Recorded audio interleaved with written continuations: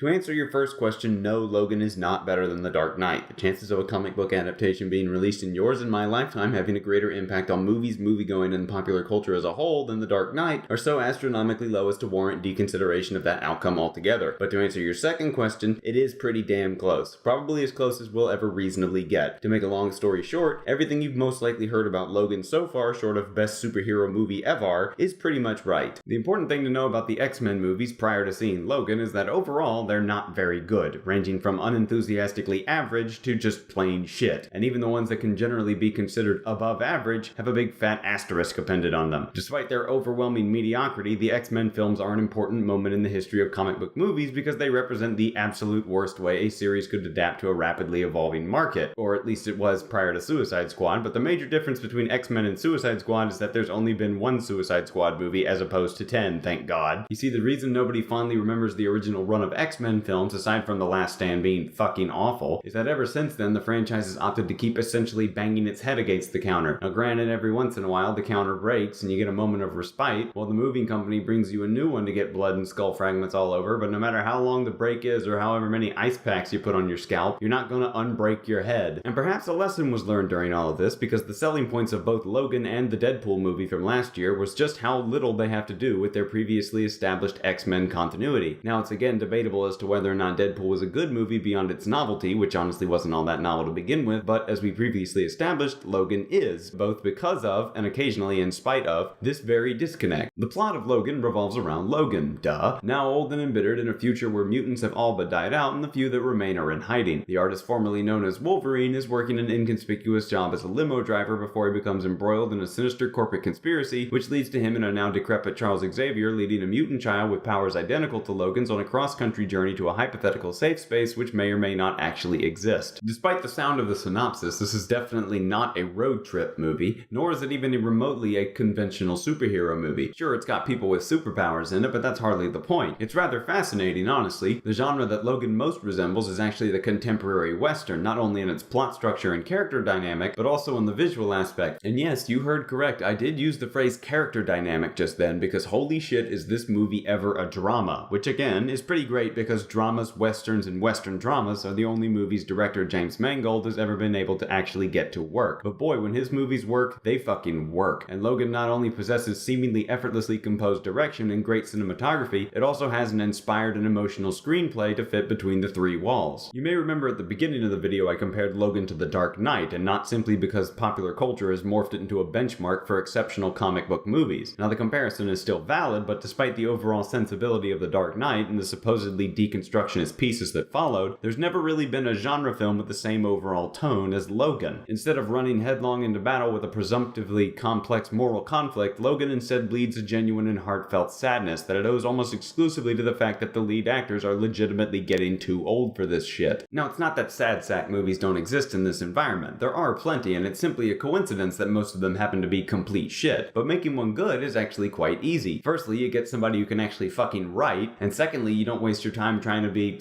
this fucking word, transcendent. The smaller the scale the conflict stays, the more easily identifiable and relatable the movie's purpose will be, and to see this put to use in a movie with X-Men in it is fucking impressive, even if it hadn't totally worked. Nobody's trying to save the world with their feelings, it's just a series of overlapping personal struggles where the main character just happens to be Wolverine, and the action scenes don't break out over some misconstrued application of righteousness, but out of sheer desperation. And that's why Logan works, folks. Behind a tag team of Hugh Jackman and Patrick Stewart's best performances since Prisoners and, I guess, Green Room, the film sheds as much raw emotion as it does blood, and it sheds a lot of fucking blood. Despite buckling under its own weight a little during the third act, where everything gets a little more Lord of the Flies than I think it anticipated, and the unambiguity of time period was a bit disappointing as it overemphasizes the virtually non-existent backstory bits over the parts that actually matter. An emotional gut punch from start to finish, Logan will take a fucking sledgehammer to your hippocampus until every last ounce of dopamine has been drained from your body like a lethargic sponge. It has moments that will resonate through these films for years to come. Seriously, using in-universe comic books to forcibly rip apart the film medium was downright inspired, and that casino scene was just fucking amazing. Trust me, you do not want to miss this one.